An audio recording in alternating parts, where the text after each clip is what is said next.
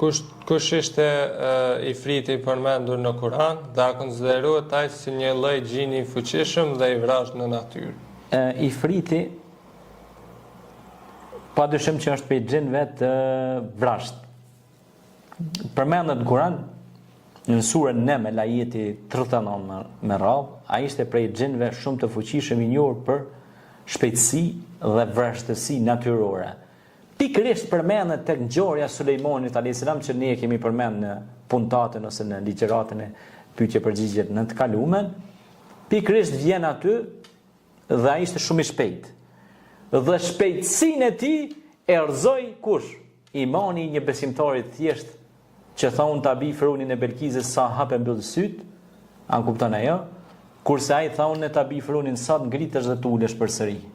Po veç forca e rendimentit të qepallave të kapakëve të synit, me forcën e vëllimit trupit njeriu ngritje dhe ulje, në ligjet e fizikës, fizikant mund të na korrigjojnë tash që po na dëgjojnë, një fizike thjesht, vëllimore, fizike, trupore, me lëndore, pra mund t'ju tregojmë dhe t'ju japim një përgjigje adekuate që lëvizja e syrit është më e shpejtë, kuptohet, se sa lëvizja krejt trupit mund ngritet me ulë përsëri.